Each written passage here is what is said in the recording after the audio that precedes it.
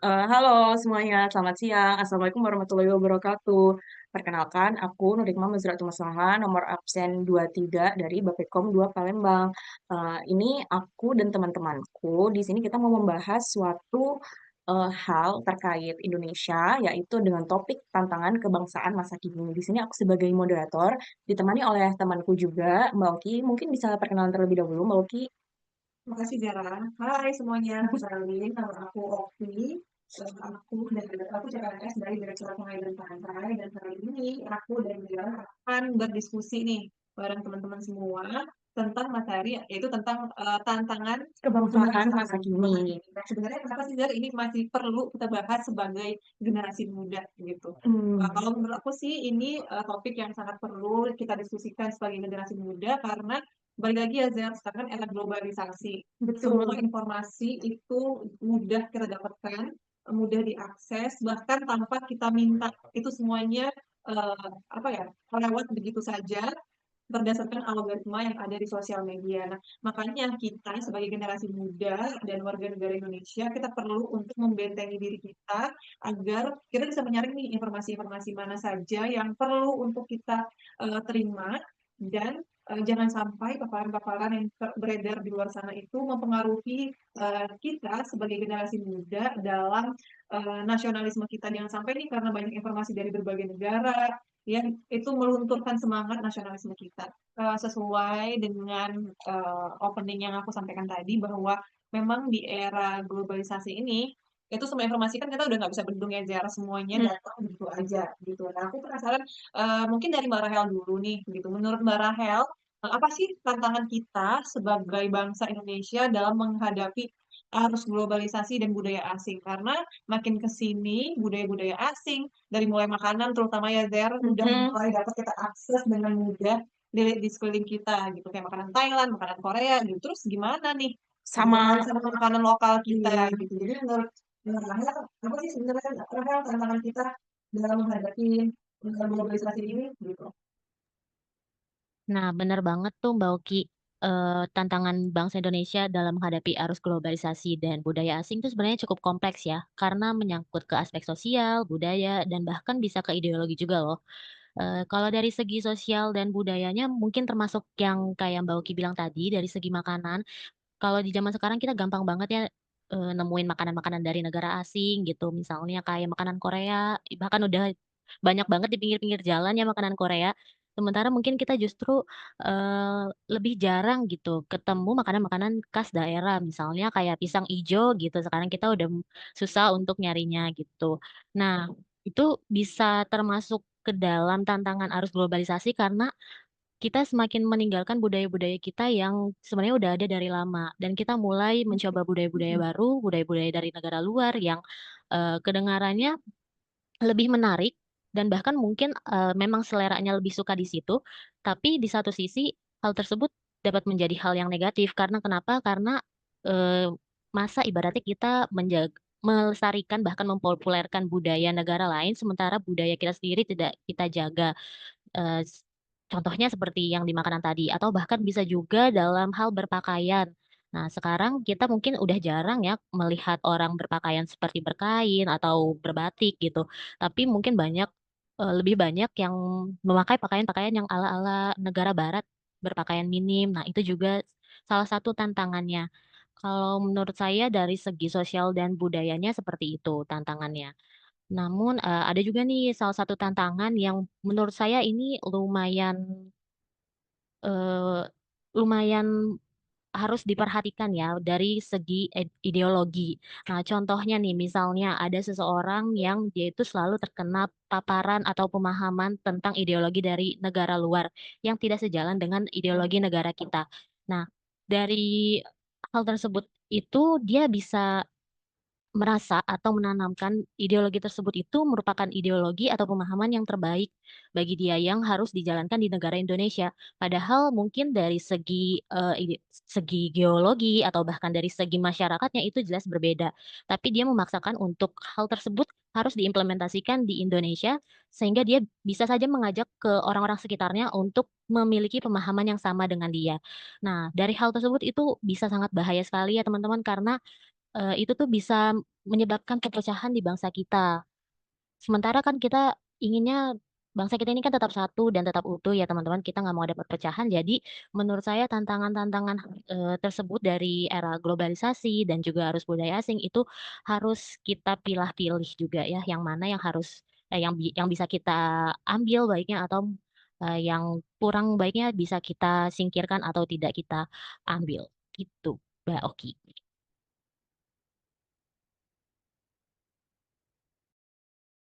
Yang udah disampaikan Rahel tadi. Kemute ulang lagi. Oke, oke, thank you banget Rahel atas opininya dan aku setuju banget sama yang udah Rahel sampaikan tadi. Dan aku pengen nge-highlight ada beberapa poin dari yang Rahel sampaikan yaitu adalah kita tuh udah mulai banget berkurang menggunakan pakaian tradisional kita dan beruntung banget nih teman-teman kita bekerja di Kementerian PU di mana kita masih diberikan kesempatan untuk terus menggunakan pakaian tradisional kita, pakaian adat. Kemarin Benar. di acara 17-an itu kita menggunakan pakaian adat masing-masing ya. Dan Iya, benar benar. setiap hari Selasa di bulan pertama kita juga uh, Berkesempatan. ada kesempatan pakai untuk pakaian tradisional. Jadi ya mungkin untuk gerakan kecil seperti itu, tapi tanpa sadar itu juga meningkatkan rasa cinta nasionalisme kita terhadap budaya-budaya kita ya nggak sih Zara sebenarnya? Betul banget. Nah, dan yang terkait ideologi tadi, itu setuju banget sih. Karena memang nggak semua ideologi dari Barat itu bisa kompatibel atau cocok sama yang ada di negara kita. Karena kan kita budaya ketimuran ya, nggak semuanya bisa masuk dan mungkin bisa kita terapkan di negara kita gitu. Nah, kalau menurut kamu gimana, Zara? Aku setuju banget sih, apalagi terkait ideologi itu. Karena aku sendiri kadang masih kayak karena membaca berita dari internasional ataupun dari luar gitu, mungkin kayak menganggap ideologi mereka itu bagus, tapi ternyata setelah ditelusuri lagi dan dipahami lagi, ternyata ideologi tersebut sebenarnya nggak bisa diaplikasikan di negara kita sendiri karena culture kita sendiri itu udah sangat berbeda dari negara-negara luar. Jadi mungkin kita harus pintar-pintar memilih mana yang bisa diaplikasikan atau tidak seperti itu. Mungkin aku sekarang mau nanya terkait ini sih, ada nggak sih dampak negatif atau kayak negatif dari hoaks-hoaks yang terjadi di sosial media ataupun di berita kayak gitu, ujaran kebencian di sosial media terhadap satuan dan kesatuan bangsa Indonesia ini. Karena kan sekarang ini kita bisa akses seluruh informasi dari internet yang mana banyak juga orang-orang di luar sana itu yang nggak bertanggung jawab, mengetik ataupun mengujar kebencian di sosial media gitu. Mungkin aku sekarang mau nanya terkait ini sih. Ada nggak sih? Mungkin aku pengen tanya ke Mas Pras nih. Mas Pras, gimana ada tanggapan nggak terkait hal tersebut, Mas Pras? Nah, iya sih, itu juga jadi isu yang lumayan ini ya, lumayan krusial juga ya, karena kan sekarang hoaks tuh gampang banget nyebar ya, apalagi di era internet sekarang ini kan di sosial media pasti banyak banget tuh ada postingan-postingan yang nggak bisa dipertanggungjawabkan gitu ya. Itu sebenarnya kan bahaya banget ya, bisa bikin masyarakat kita tuh jadi terkotak-kotakan gitu, ada kubu satu, kubu 2 gitu kan. Ada misal ada satu kasus nih kayak kasus ada orang bikin postingan gitu, misal suaminya selingkuh gitu kan, tapi ternyata yang selingkuh adalah si yang bikin postingan itu sendiri. Nanti kan di komentarnya itu pasti terpecah jadi 2 kubu kan, seperti gitu kan. Nah, itu kan juga bahaya banget ya. Terus kadang juga bisa nyalain api kebencian juga kan buat misalkan ada potongan video yang udah lama nih, udah dari tahun 2017 misal beredar lagi sekarang, terus orang itu waktu itu udah mengakui kesalahannya, terus ke-up lagi, itu kan jadi satu orang ini dibenci oleh orang-orang gitu dari postingannya sendiri, dari postingan orang lain yang me-repost video lamanya gitu. Terus juga bisa menurunkan kepercayaan. Nah, sekarang kan banyak banget tuh ya, apa, postingan-postingan yang motong-motong video dari, omongan orang-orang pemerintahan gitu yang cuma di-upload sepotong. Nah, itu kan nanti efeknya bisa merusak kepercayaan masyarakat ke pemerintah juga kan ya. Jadi lebih bahaya juga ke pemerintah gitu. Nah, bisa juga sampai ke bikin fokus bias atau bisa ngaburin fokus orang-orang di media sosial ya.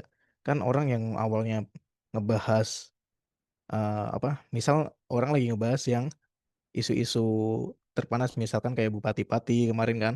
Nah, tiba-tiba diselamurkan oleh misalkan kayak ada berita artis cerai atau berita yang lain, kemudian diselamurkan dengan video apa gitu kan, itu gampang banget ya bikin fokus orang tuh jadi gampang hilang ke suatu kasus yang sebenarnya itu besar gitu. Nah, itu sih sebenarnya. Terus bisa kalau ini lama-lama dibiarkan kan bisa ngerusak citra bangsa kita sendiri. Maksudnya orang luar negeri itu bisa ngelihat kalau negara kita ternyata, "Loh Indonesia gampang dipecah ya ternyata ya," kayak gitu. Orang luar negeri itu bisa mungkin untuk cara menanggulangi hoaks-hoaks ini, kita butuh banyak kontribusi dari berbagai pihak ya, nggak cuma dari satu pihak aja, nggak cuma dari pemerintahan, nggak cuma dari masyarakat, tapi kolaborasi antara semuanya agar semuanya terfilter. Terutama kan dari, orang tua ke anak, itu yang paling inti kalau menurut saya, kayak gitu. Bener nggak Mbak Zira, Mbak Oki? Bener banget sih apa yang dikatain Mas Pras itu. Sekarang ini kita kan punya banyak platform sosial media. Nah, yang paling aku notice, apalagi aku dan teman-teman ya mungkin ya, kita sebagai Gen Z, kita pasti menggunakan TikTok. Di mana di TikTok itu kan dia durasinya pendek. Jadi banyak sekali potongan-potongan video pendek gitu, yang mana kita tidak tahu keseluruhan videonya bagaimana. Nah, jadi kayak itu menurunkan lifespan kita ya ketika kita menyaksikan sebuah video gitu. Nah, itu bisa terjadi kesalahpahaman ketika kita tidak tahu keseluruhan konteksnya kayak gimana. Jadi emang kita itu harus apa ya? Tahu seluk-beluknya dulu bagaimana baru kita bisa berkomentar dan tidak terbawa arus yang mungkin dapat merugikan kita ataupun bangsa kita sendiri. Nah, seperti itu sih mungkin. Mungkin ada pendapat dari Mbak Oki ataupun dari teman-teman yang lain, boleh juga loh kalau misalkan mau berpendapat. Nah, aku sebelum ke yang lain, aku mungkin mau nambahin juga ya. Jadi benar banget sih. Sebenarnya semakin mudah informasi itu beredar, tapi itu lantas jadi kesulitan kita untuk menentukan yang mana yang benar, yang mana yang salah, gitu. Karena kita kan sulit untuk menemukan apa ya, menemukan faktanya. Karena mostly yang disebarkan tuh hanya sentimen-sentimen aja nggak sih? Gitu. Nah, memang seperti yang kita bahas tadi ya, kalau seandainya era globalisasi itu nggak membendung informasi gitu. Jadi kita secara nggak langsung kita mudah terpapar budaya-budaya luar gitu kan. Nah, salah satunya itu bersikap individualis. Nah, negara kita itu sekarang, terutama di kota-kota besar, orang mulai hidup dengan dirinya aja gitu, tidak kurang rasa gotong royongnya itu kurang gitu. Karena mungkin karena di budaya asing di luar negeri mungkin kayak gitu ya Zer ya. Jadi orang-orang condong untuk nggak mau ikut campur sama urusan orang lain, tidak kurang gotong royong gitu. Nah, untuk tantangan yang seperti ini, aku mau nanya Mas Noris nih, gimana sih kita sebagai orang Indonesia untuk terus memupuk rasa semangat gotong royong kita di tengah kehidupan yang modern ini, Mas Noris? Maksudnya kita pilih sesuatu. Baik, Mbak Oki, menurut saya gotong royong itu memang termasuk nilai lama ya, tapi sebenarnya sangat relevan tahu di era modern ini. Bedanya mungkin kalau sekarang itu bentuknya bisa lebih fleksibel. Misalnya kalau dulu gotong royong itu kerja bakti, sekarang bisa berupa donasi online buat korban bencana gitu, misal lewat Kita Bisa gitu, Pak. Sekarang juga bisa berupa seperti kayak membantu promosi usaha teman di media sosial atau ikut program lingkungan di kantor. Kuncinya itu sebenarnya ada di rasa peduli sama orang lain. Jadi meskipun gaya hidup itu makin individualis, kita tetap bisa jaga semangat gotong royong dengan memanfaatkan teknologi, memperkuat komunitas, dan menumbuhkan empati. Intinya gotong royong itu jangan dipandang kuno, tapi harus dimaknai ulang sesuai zaman. Nah, memang seperti yang kita bahas tadi ya, kalau seandainya era globalisasi itu nggak membendung informasi gitu. Jadi kita secara nggak langsung kita mudah terpapar budaya-budaya luar gitu kan. Nah, salah satunya itu bersikap. Jadi kan di era globalisasi ini, bukan globalisasi, sih, di era revolusi industri ini, kita itu kayaknya banyak juga ya mungkin orang-orang yang tidak bertoleransi karena jiwa individualis yang mungkin sudah terpupuk sejak lama. Ya, kita nggak tahu siapa orang itu. Mungkin ada juga yang bersikap seperti itu. Kemudian ada juga yang bersikap radikalisme. Nah, itu kan merupakan salah satu ancaman yang bisa saja terjadi di Indonesia ini. Kira-kira ada nggak sih Mas Baris cara untuk mengatasi kedua hal tersebut, terutama untuk masyarakat Indonesia yang mungkin pendidikannya masih cukup rendah ya? Ada beberapa yang pendidikannya cukup rendah. Nah, mungkin ada nggak sih kira-kira kiat-kiat untuk eh, menanggulangi hal tersebut? Baik, Mbak Zira. Kalau ini, Mbak, kalau kita bicara tentang intoleransi dan radikalisme, jelas keduanya ini merupakan ancaman yang sangat serius karena bertentangan dengan prinsip dasar yang menyatukan bangsa yaitu Pancasila. Pancasila kan menekankan persatuan dalam keberagaman, sementara intoleransi itu justru menolak perbedaan. Apalagi kalau radikalisme. Radikalisme ini lebih berbahaya lagi karena radikalisme itu berupaya mengganti ideologi yang sudah menjadi konsensus nasional kita. Jika hal ini berkembang, dampaknya bahkan bisa melemahkan demokrasi yang kita bangun. Jadi kan di era globalisasi ini, bukan globalisasi, di era revolusi industri ini, kita itu kayaknya banyak juga ya mungkin orang-orang yang tidak Jika hal ini berkembang, dampaknya itu bisa merusak persatuan, memicu konflik sosial, dan bahkan melemahkan demokrasi itu sendiri. Oleh karena itu, menjaga nilai toleransi dan keberagaman menjadi kunci untuk mempertahankan Pancasila sebagai ideologi bangsa kita. Oke, aku setuju banget sama Mas Noris. Terima kasih atas opininya gitu ya. Dan mungkin kita bisa lanjut ke topik selanjutnya kali ya. Karena tadi ngebahas tentang konflik sosial. Nah, ini ada satu hal lagi yang konflik juga, tapi mungkin di lingkungan ASN. Ini konflik antara konflik sosial juga dan mungkin konflik batin gitu ya. Nah, yaitu tentang korupsi nih. Nah, kita sebagai calon ASN ini adalah apa ya, korupsi itu adalah hal yang harus kita jauhkan dari diri kita. Bener nggak sih, Zer, sebenarnya, Zer? bener banget itu Bener Oki banget kayak itu, gitu. Oki.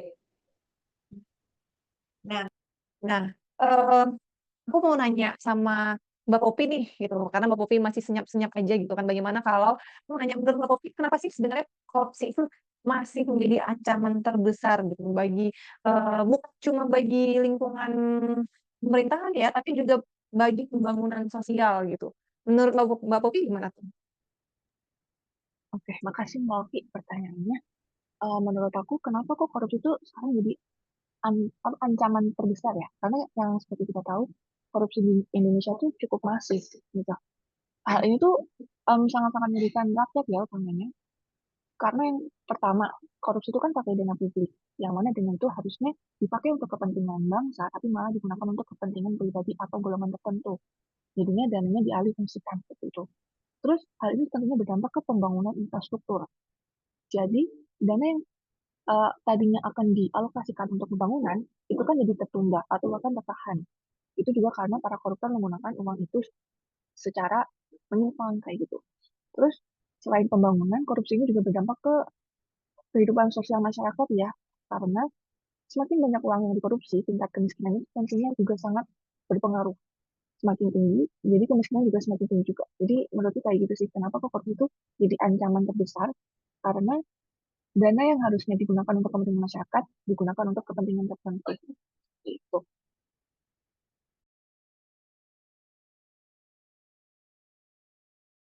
Oke deh. Bener banget sih. Aku setuju banget sama Mbak Popi bahwa sebenarnya korupsi itu bukan cuma tentang apa ya, merampas sebagian uang, tapi mesti merampas hak-hak dari eh, kita sebagai masyarakat Indonesia gitu. Dan lebih parahnya lagi, kita bisa apa ya, membuat negara kita itu sulit untuk berkembang gitu karena ya itu tadi karena sebagian hak dari masyarakatnya itu dirampas gitu. Oke, aku setuju banget sama Mas Noris. Terima kasih atas opininya gitu ya. Dan mungkin kita bisa lanjut ke topik selanjutnya kali ya. Karena tadi ngebahas tentang konflik sosial. Nah, ini ada satu hal lagi yang konflik juga, tapi mungkin di lingkungan ASN. Ini konflik antara konflik sosial juga dan mungkin konflik batin gitu ya. Nah, yaitu tentang korupsi nih. Jadi terkait hal-hal korupsi tadi ya, banyak nih orang-orang yang bilang kalau misalkan di PU ini merupakan lahan basah nih untuk apa ya, mungkin pejabat, bukan pejabat sih, mungkin untuk orang-orang PU mengambil dari lahan basah tersebut. Nah, kita sebagai insan PU dan calon pegawai negeri sipil ini, kira-kira ada nggak sih cara atau eh, cara dari kita ataupun masyarakat untuk menangani hal-hal korupsi tersebut untuk mewujudkan pemerintahan ataupun mewujudkan perusahaan secara bersih gitu. Kira-kira ada nggak sih? Aku pengen nanya ke siapa ya? Mungkin Mas Dani. Sebelum itu Mbak Zara, Iya? Mungkin kalau kita emang lahan basah ya Mbak Zara, karena kita Iya. sungai dan pantai. Jadi Oh iya betul banget. sungai air Nggak cuma yang sungai dan pantai aja sih. Di sini kan SDA ya, sumber daya air. Sangat basah sih lahannya. Iya betul betul betul. Kesusahan air deh. Gimana loh? Iya mungkin dari Mas Pras Pak. Salah salah maaf maaf. Mungkin dari Mas siapa tadi ya? Mas Dani. Mungkin ada pendapatnya nggak ya? Ada pendapatnya nggak ya? Ada dong pasti. Kenapa gitu ya nanyanya? Baik, Nanti baik. tolong dikat Ini ya. saya dikasih waktu berapa menit ya? Waduh, kalau Eh, waktunya mungkin terserah Mas Dani sih. Yang ya, penting cukup aja buat Mas Dani. baik. Kita Tadi punya sudah harian ya dijelaskan Dani untuk panjang pertanyaan. lebar ya. Sudah dijelaskan panjang lebar oleh rekan-rekan yang lain mengenai tantangan kebangsaan kita di masa kini ya. Ada yang masalah koruptor, ya korupsi, ada yang masalah globalisasi. Nah, lebih khususnya masalah korupsi ini dan lebih khusus lagi kita sebagai insan PU dan lebih khusus lagi karena kita itu sumber daya air yang dimana tadi udah bilang kan kita lahan basah ya dari mulai ujung sungai sampai ke pantai dan sungai pun dibendung oleh Mas Rahmat ya. Jadi itu cukup basah banget di situ lahannya. Eh, Salah satu cara untuk membentengi kita supaya kita tidak terjerumus ke dalam perilaku korupsi ini ya salah satu caranya pertama kita mungkin harus membentengi dengan agama ya. Kita harus lebih dekat dengan Tuhan ya bagi yang Muslim. Kemudian kita juga harus melihat ke bawah ya dan kita kan sebagai AS ini digaji oleh dari hasil pajak dan pajak itu dipungut dari masyarakat dan masyarakat ini juga tidak hanya dari masyarakat kalangan atas juga masyarakat kalangan bawah harus melihat dari sana. Eh, Masyarakat kalangan bawah itu dengan mereka itu mencari rezeki itu kan tidak mudah ya dan diharuskan untuk membayar pajak. Nah pajaknya kita gunakan untuk mungkin kita markup atau dan lain sebagainya. Nah kita itu di situ bisa mendapatkan dosa yang lebih besar lagi ya. Makanya kita harus sadar sampai ke sana gitu. Nah kemudian eh, karena kita sebagai ASN yang baru akan masuk ya, masih bilang juga kita generasi muda, kita itu memegang peranan penting eh, untuk memajukan negara ini supaya kita terhindar dari tantangan-tantangan tadi ya, tantangan kebangsaan tadi. Salah satunya dengan saling menghargai ya. Kemudian menghindari diskriminasi dan juga meningkatkan literasi ya. Salah satu contohnya dengan saat kita bermedia sosial, kita harus perbanyak mengupload yang baik-baik ya untuk memerangi hoax tadi gitu. Ya, mungkin itu salah satunya ya untuk kita terhindar dari tantangan-tantangan kebangsaan tadi ya. Begitu Mbak Popi, Mbak Zera, Mbak Oki. Iya, benar banget, Mas. Terkait apa namanya, terkait hal-hal yang terjadi saat ini, emang kita perlu banyak-banyak saling menghargai dan bertoleransi satu sama lain, dan terutama yaitu memperbanyak literasi, karena makin ke sini kita itu makin males baca ya sebagai manusia, karena kayak tinggal chat GPT atau tinggal googling aja, tapi kayak langsung dapat secara instan gitu. Jadi emang kita butuh banyak-banyak membaca dan memperbanyak literasi gitu sih. Eh, nah, teman-teman kayaknya ini emang waktunya kita nggak terlalu banyak ya. Jadi mungkin kita cukupkan dulu ya teman-teman. Sayang banget nih padahal masih banyak yang perlu kita bahas lagi ya Mbak Oki ya gimana? Benar banget, benar banget. Tapi waktu yang mengakhiri sesi diskusi kita hari ini gitu Mbak Zara. Nah, kalau Mbak Zara bisa simpulkan nih dari diskusi-diskusi kita tadi, apa sih sebenarnya Mbak Zara ancaman-ancamannya sebagai generasi muda ya, di mana dengan derasnya arus globalisasi ini terhadap nasionalisme kita? Wah, sebenarnya sangat deras ya, terutama ancaman-ancamannya itu sangat deras dan banyak sekali. Mungkin tadi yang dikatakan Mbak Rahel kayak misalkan perbedaan ideologi, kemudian pengaruh ideologi dari luar, terus banyaknya makanan-makanan dari negara asing sehingga kita jadi lupa apa makanan yang ada di Indonesia ini, terus baju-baju yang semakin beragam, jadinya kita jarang menggunakan baju adat, kemungkinan ada juga kayak korupsi ataupun merampas hak-hak masyarakat seperti yang dikatakan Mbak Popi tadi, kemudian ada manusia menjadi semakin individualis seperti yang dikatakan Mas Noris tadi, sama eh, banyaknya hoax di sosial media kayak yang disampaikan Mas Pras tadi. Mungkin banyak banget sebenarnya ancaman-ancaman yang terjadi itu. Mungkin kita bisa move gimana sih cara menyelesaikan hal-hal tersebut. Mungkin gimana Mbak Oki ada tambahan? Nah, benar banget Mbak Zera. Nah, kalau aku dari diskusi kita tadi, kita bisa menemukan jawaban bahwa hal-hal kecil saja yang kita lakukan ya, seperti di lingkungan PU ya, kita terus tetap menggunakan pakaian adat. Mungkin itu sederhana ya, atau mungkin merepotkan untuk sebagian orang, tapi sebenarnya hal kecil seperti itu dapat membuat kita eh, lebih mencintai budaya kita. Dan terkait sifat yang individualis, sebenarnya di era yang modern ini kita dapat memanfaatkan berbagai media teknologi untuk terus saling membantu tanpa ada batasan waktu dan ruang gitu. Apalagi ya kira-kira yang menjadi eh, apa ya, yang menjadi solusi atas ancaman-ancaman itu. Sebenarnya dari diskusi ini banyak banget, tapi yang paling ter-highlight itu adalah kata-katanya Mas Ramdhani. Agama adalah kunci agar kita terus apa ya, membentengi diri dari hal-hal negatif di luar sana gitu. Masya Allah, tabarakallah banget Mas Ramdhani ya. Penutupan dari Mas Ramdhani ini sungguh tausiah banget gitu. Sayangnya hari ini nggak Jumat loh Mas Ramdhani, tapi nggak apa-apa. Oke, mungkin dari aku itu aja sih Zer. Eh, apa ya, solusinya gitu. Nah, jadi mungkin kita bisa akhiri ya sesi hari ini. Mungkin kita lain kali bisa ketemu lagi berdiskusi dengan hal-hal yang lebih besar lagi gitu kan. Mungkin dari aku itu kita pamit undur diri dulu ya Zar ya. Boleh. Jadi mohon maaf untuk teman-teman selama sesi diskusi. Assalamualaikum warahmatullahi wabarakatuh. Ngomong Bob. Semangat